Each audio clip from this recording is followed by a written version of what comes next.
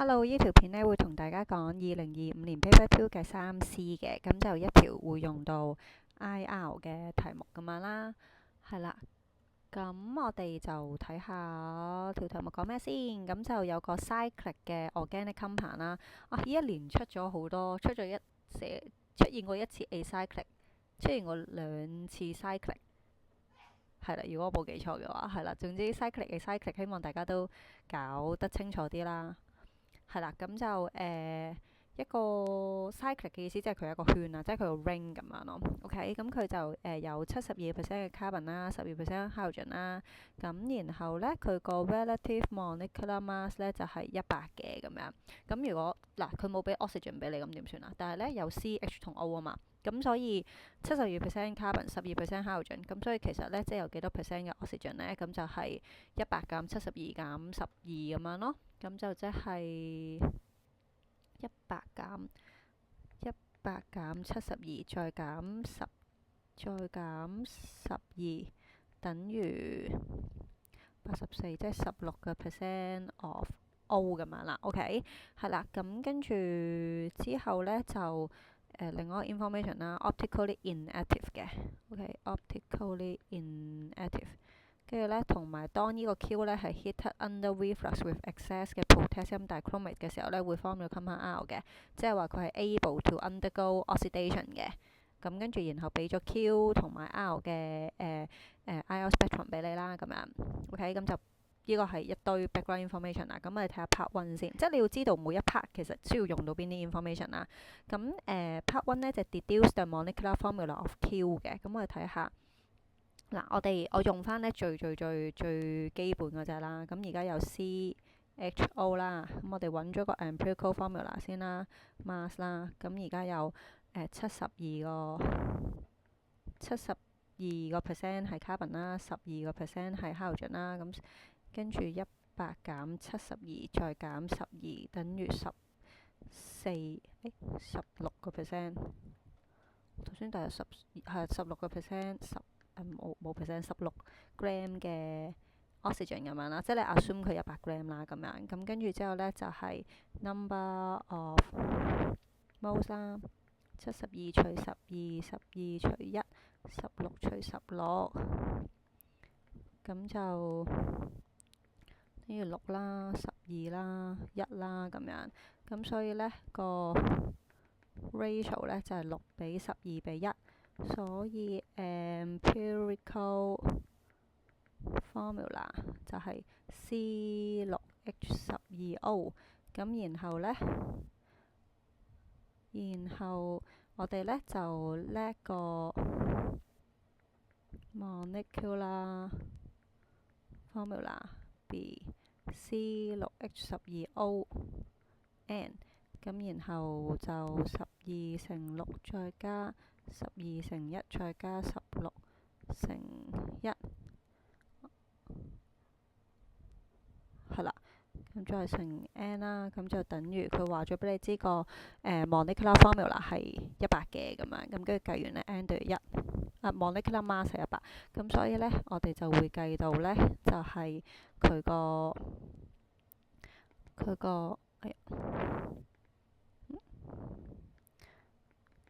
molecular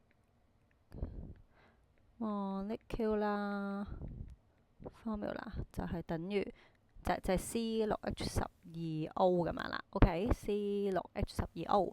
咁跟住之後咧就 part two 啦。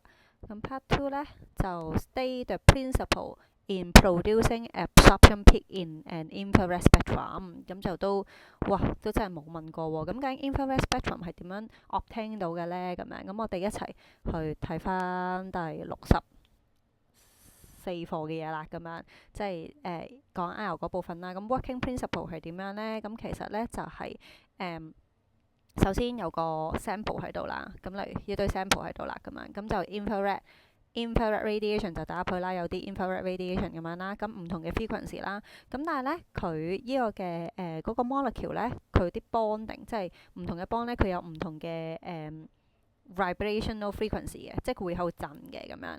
咁當同佢個 vibrational frequency 係即係一樣，即係佢會 absorb 咗一啲佢嘅 vibrational frequency 啦。咁就以致咧，佢有一啲咧就會係俾佢 absorb 咗嘅，OK，俾佢 absorb 咗咁樣啦。咁有啲俾佢 absorb 咗嘅時候，咁咪會少咗咯。咁例如呢一個係啦，咁咪俾佢 absorb 咗咁樣咯。咁所以咧，佢 transmit 出嚟嗰啲咧就會細咗嘅咁樣啦。OK，咁跟住之後咧，佢就會有一啲嘅 frequency 俾佢 absorb 咗啦。咁另外一啲就 transmit 咗出嚟啦。咁 at the end 咧就會有一個嘅 absorb 有個 spectrum 喺度啦。咁你見到個 spectrum 咧，呢邊係個 transmittance 嚟嘅。咁俾佢 absorb 咗嗰啲咧，咪 transmit 得少啲咯。例如呢個咁，你見到呢度有個 peak 喺度嘅，咪 transmit 得少咗咯。咁所以咧，佢就會有一個 peak 喺度啦。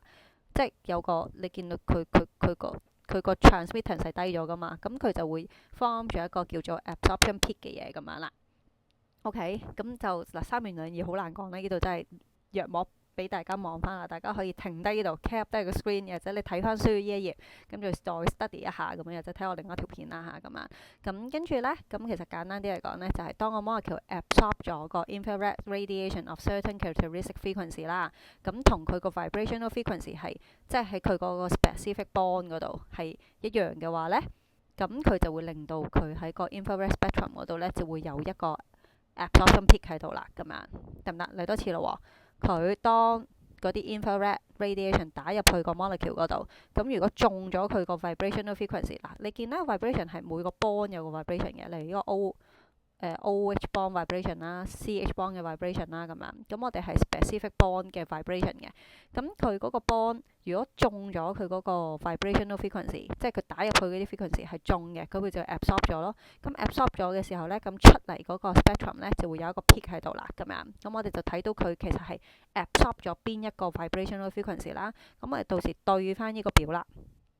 對翻呢個表，例如頭先俾你嗰個例子咧係 OH 嘅咁樣，咁佢唔係 acid，佢係 alcohol。頭先嗰度例子嗰個係 ethanol 嚟嘅，咁就 alcohol 有 OH bond 啦，佢就應該會 absorb 3230去到3670呢一個 range 嘅 frequency 咁樣嘅。咁你睇下呢度咪就係正就係頭先講咯，3230至3670嗰個位咁樣啦。OK，係啦，咁所以咧簡單啲就係呢一句啦，就係當佢 absorb 咗某一個 frequency 之後咧，佢就會 give rise 去一個係啦，有一個 absorption peak 喺個 infrared spectrum 嗰度啦。呢度就我覺得好多同學都未必答到，但係都係1分啫。OK， 1分其實都好重要嘅，我哋都希望攞晒啲分嘅，但係即係如果真係寫唔到，唔好糾結喺度，我哋睇下 part 2啦。咁啊，based on 個 infrared spectra of Q and R 啦，咁跟住之後同埋佢 information 俾咗你啦，deduce one respective functional group that may present in Q and R。咁你睇下呢度啦，咁你會見到咧，Q 嘅話咧，佢會喺呢度有一個 absorption peak 嘅，有一個 block peak 嘅。OK，咁呢一個咧，其實就應該就係正就我圈咗嗰個咯，就係個 OH group of alcohol 咁樣啦。咁而去到 R 嗰度咧，你會見到咧，佢會喺呢一度有一個 absorption peak 嘅。OK，點解唔係依個啊？咁樣你見呢兩個一樣噶嘛？咁所以即係呢兩個係冇分別噶啦。咁所以佢個分別就喺呢度啦。咁同埋咧條題目俾咗你嘅 Q 佢去 hit under reflux 嘅時候咧，即係 with 呢個嘅 potassium dichromate 咧，其實 undergo oxidation 噶嘛。咁即係話 Q 用地隻色啦，即係話 Q 佢去 undergo oxidation 係會出 R 嘅。而 Q 咧，你喺 part 1嘅時候揾咗咧，佢得一個 O 嘅啫。咁有啲乜嘢佢可以 undergo oxidation，然後又得一個 O 咧？咁就係一係就係 alcohol 啦，一係就係 aldehyde 咁樣啦。OK，咁你見到咧 Q 個 spectrum 咧係啦，佢有個 alcohol 喺度，即係 Q 其實你就知道佢係 alcohol 啦。OK，咁 R 咁佢有個 CO bond 喺度喎，呢個係 CO bond 嗰個嚟嘅咁樣。OK，咁你就知道咧佢應該。同埋佢冇 acid 嗰個啊嘛，係啦，佢冇 acid 嗰個。如果有 acid 嗰個嘅話咧，會喺依度會有一個 peak 嘅咁樣。咁佢冇 acid 嗰個，咁所以咧你就知道咧，佢應該係變咗做 aldehyde，或者變咗做 ketone 咁樣啦。OK，係啦，呢度，轉翻做紅色先，呢個紅色。係啦，得唔得？咁你就知道呢個係 aldehyde 或者 ketone。咁但係你要講啊嘛，即係 based on the information of IR spectra 啊嘛，咁所以你就要講翻啦。咁所以呢，係呢個係一啦，呢個係二，你就要講翻in the IR spectrum of Q it shows a block peak absorption peak 啦，好啲嘅話 block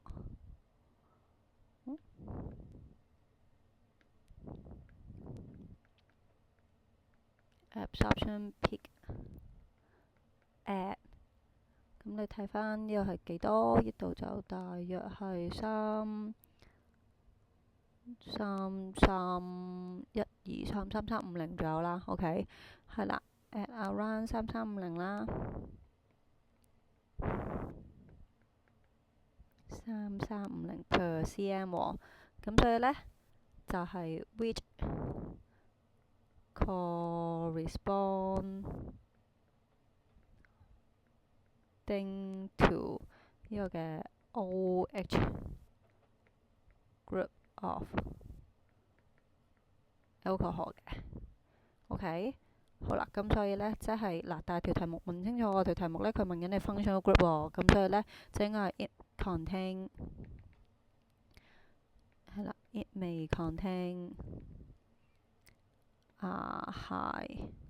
hydroxyl group 咁樣啦。OK，咁呢個就係就係 Q 啦。咁 R 嗰個呢，其實呢，就係 exactly 一樣嘅嘢啦。咁我哋就抄一次啦。懶得抄，將呢堆嘢我哋 copy，我哋 paste。哎呀，成日唔知點解呢 paste 埋啲。等先，我哋 paste，咁就將呢段係啦，咁我哋就改咯喎。absorption peak， 我哋就改翻。哎呀，點解有舊舊嘅呢？咁啊，改翻啦，改翻就係懶得寫，因為 R 啦。咁喺 R 嗰度呢，咁今次呢 show 晒 and absorption peak at， 咁今次呢，就喺依度就係1700左右啦。所以改翻係1700。咁跟住呢，就 corresponding to CO group，CO group， 咁就冇 of alcohol 啦。咁所以呢，就 it may contain 啲乜嘢呢？ it may contain 呢個嘅 aldehyde 或者aldehyde 或者 ketone 啊嘛。咁所以我哋寫 carbonyl group 都得。OK， 係啦，同埋你知道係 Q undergo oxidation 變 R 啊嘛，咁所以係 make sense 嘅，即係 alcohol 變 aldehyde 或者 ketone 咁樣啦。OK， 好啦，咁跟住之後呢，就最後啦。With reference to the information provided, deduce and draw a possible structure of Q。咁你見到呢，要 deduce 嘅，即係你要諗到出嚟嘅。咁啊 Q 啦 ，Q 即係個 alcohol 嗰個啦。咁所以呢，佢俾咗啲咩 information 你呢？咁就係佢嗱喺首先你會知道佢 undergo oxidation 啊嘛，係咪？咁點解 undergo oxidation 之後呢？你知道佢即係 Q 係 alcohol 啦，咁樣。咁你知道 R 呢係一個aldehyde 或者 ketone 啦，咁樣。咁但係呢，你又知道佢唔係 carboxylic acid 呢，就係因為呢，其實佢唔係佢冇嗰個 acid 嗰個啊嘛，佢冇呢個，佢冇呢個，呢度冇嘅。咁所以呢，你諗到呢，其實佢就應該同埋都好難停留喺 aldehyde 嗰度嘅，老實講。咁但係 from the information given 啦，咁所以可能佢係 ketone 嘅啫。咁所以你就諗到呢，Q 呢，佢就應該係一個 secondary alcohol 嚟嘅。OK， 係啦，同埋呢，佢係一個optically inactive 啦。optically inactive，佢都有俾你噶嘛，留意翻呢度啊，係啦，optically inactive 嘅咁樣，咁跟住即係佢冇靠 carbon center 啦，咁然後就仲有啲咩 information 俾你啊？仲有佢係 cyclic 嘅，佢係 cyclic 嘅，咁所以你就都或多或少都應該大約有少少，其實我都唔知點樣解俾你聽，但係你可以寫咗先嘅，即係R I R is not carboxylic acid 啦，S is IR spectrum does not show absorption peak。at 呢個嘅2500至3300 per cm 啦，咁所以咧你諗到咧 Q should not be primary alcohol。咁 Q can undergo oxidation 喎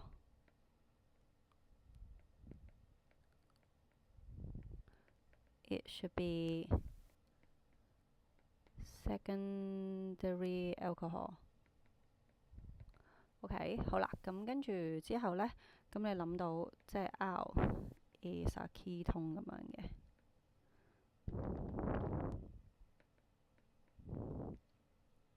係啦，我諗上面都係咯，不過上面就冇講過佢係 ketone，不過唔緊要啦，係啦，總之 R 就應該係一個 ketone咁樣啦，咁然後 Q 呢 is cyclic 啦，and optically inactive 啦。